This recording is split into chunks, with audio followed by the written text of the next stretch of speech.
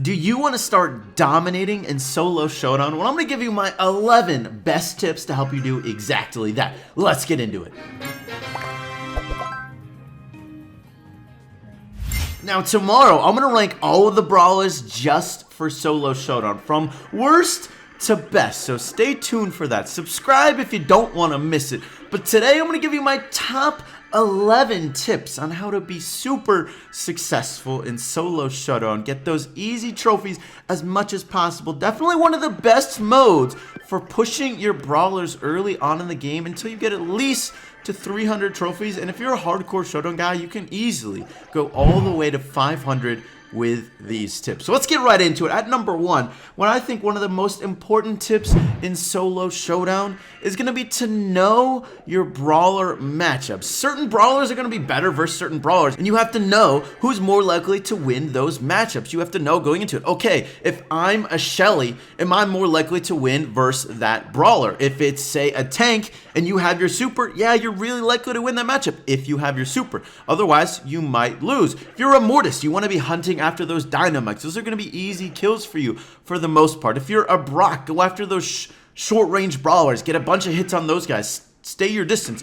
You got to know your matchups going into it. Don't just go blindly in rushing every single brawler. Certain brawlers you're going to be not very strong against. Certain brawlers you're going to be really strong against. Tip number 2, and this is going to go into, honestly, the first point as well, but always check your spawn surroundings. You want to, of course, see where the boxes are around you because you want to go and get those power-ups, but also, too, you want to see what brawlers spawn around you. So seeing your spawn at the beginning of solo showdown is really important. You start with that zoomed out view and you can see what brawlers are around you. You want to know, are those brawlers that I'm likely to win against? Because you're likely to face those brawlers that spawn right near you early on in the game. So maybe you see a matchup that's going to be really good for you. You're a Mortis, you see a Dynamite right next to you. Go right after that Dynamite. Go for that easy kill, getting you a better place and a power-up. Tip number 3, and this is one I definitely don't see everyone do, but is really important.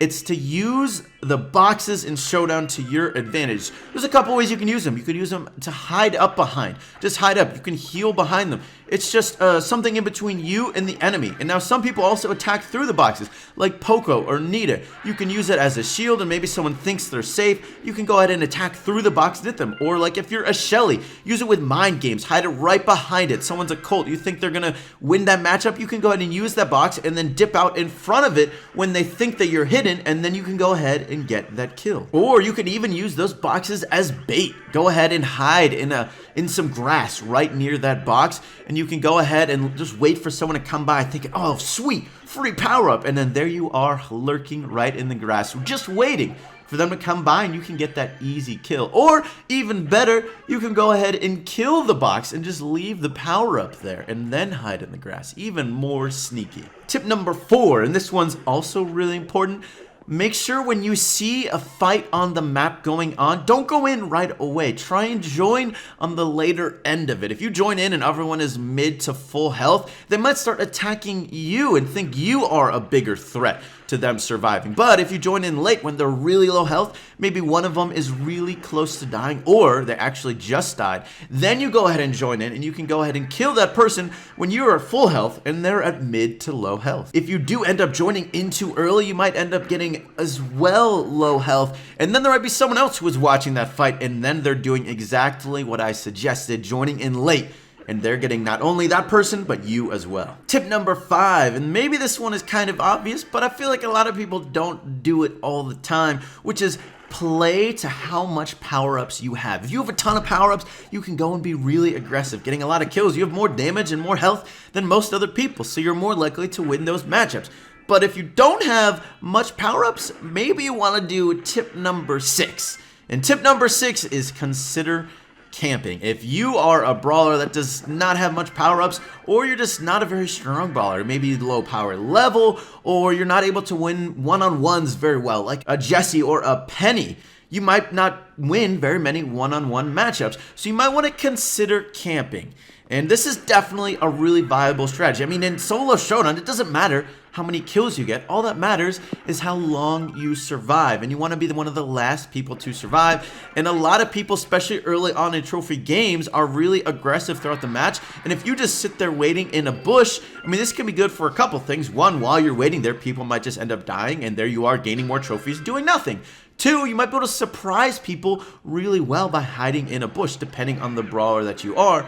The other thing I will say is if you are low power-ups and you are a brawler that's not a very strong brawler in one-on-one matchups, try and hide in places that are low traffic areas where not a lot of people are going to go. If you're hiding in the grass in the middle of the map, you're probably not going to be able to hide there for very long. Maybe hide closer to the edge of the map, and then as the poison closes in, just go from bush to bush and just waiting even longer until you find either a time when you want to join in on a fight or you think it's just time to move out. Tip number 7 is gonna be do not rush the middle usually. This one is definitely a high risk, high reward thing. If you rush in the middle, there's a lot of power-ups there, usually, depending on the map. A lot of maps, though, have a lot of power-ups in the middle. But because of that, a lot of people also tend to go for it. So it's really high risk because what ends up happening is you're going to fight a bunch of people early on in the game, so you're much more likely to lose a lot of trophies and get that really bad placement. But if you do win, you might end up with a ton of power-ups, and then maybe you're more likely to get a lot of trophies. But the advice I would give is it's usually not worth it, but you want to play it smart. Maybe you go ahead and get that box that's closest to you first, that's not in the middle.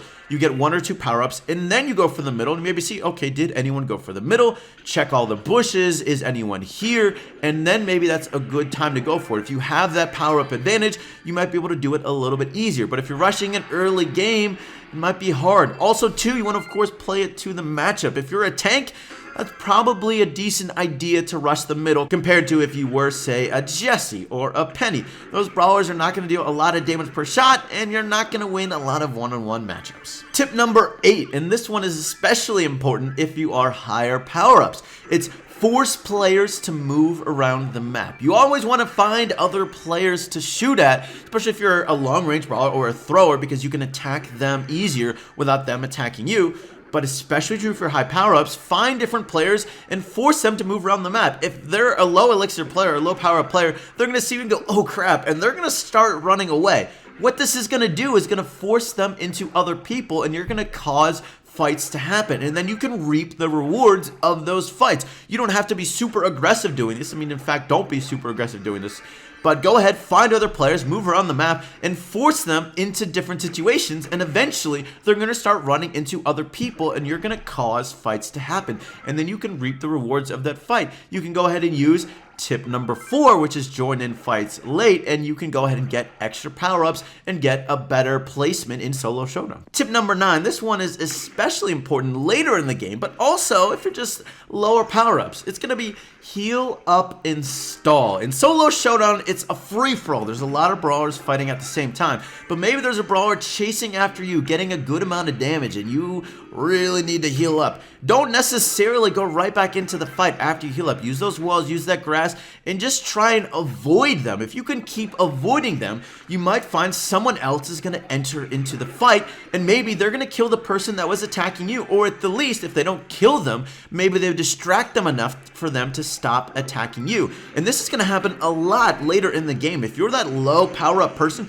just keep on running around. People are going to eventually just start trying to kill each other, and they're going to change targets. Maybe they're going to stop attacking you, start attacking someone else that they think they can get that kill. People definitely get distracted easily, so if you can keep on just hiding around and healing and stalling, you will get a better placement. Tip number 10, and this one is going to be especially important if you want to get a lot of first place. It's going to be more aggressive later in the game. Once you get towards the late game, when there's maybe 4 people left, maybe 5 people left, depending on how far the poison is closed in, you want to try and be more aggressive. Look on that kill feed in the top left and try and see when people are dying. If you're just hiding in the grass waiting for someone to come by, go ahead and wait for that kill feed to pop up and you see, okay, someone just died. That means someone else is probably low health. Go around, maybe try and see, is there a fight going on near me, and join in on those fights later on. If you want to get those first place, you got to join in on those late fights and become the winner of those fights and get those extra power-ups, because you're going to need those extra power-ups if you really want to get a lot more first place. Especially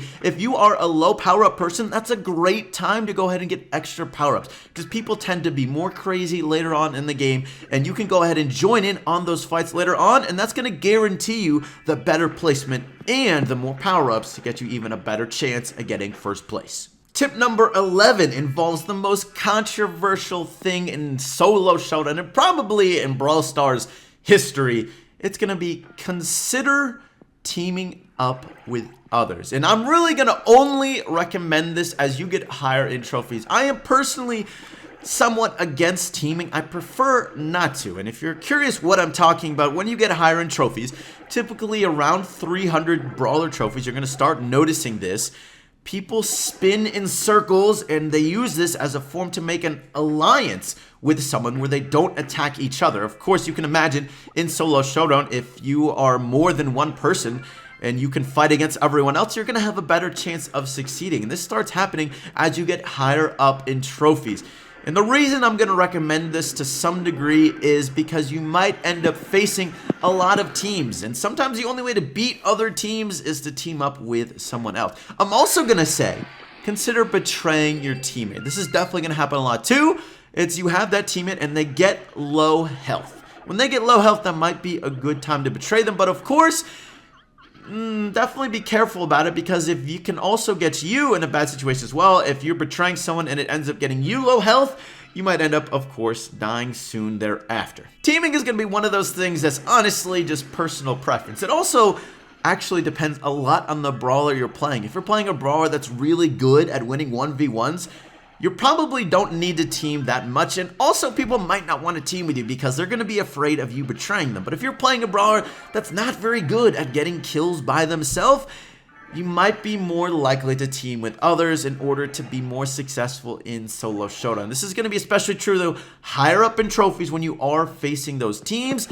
So it's going to depend on what you want to do. I know some of you are going to be salty about me having a tip on teaming, but I think it's hard for me to not do a Showdown tips video and not even talk about it. So hey, it is what it is. Make sure to check out who the best and worst brawlers are in Showdown in that video over there, which is going to be uploaded tomorrow. That's going to be it for today's video. Thank you so much for watching. I hope you enjoyed. I'll catch you later.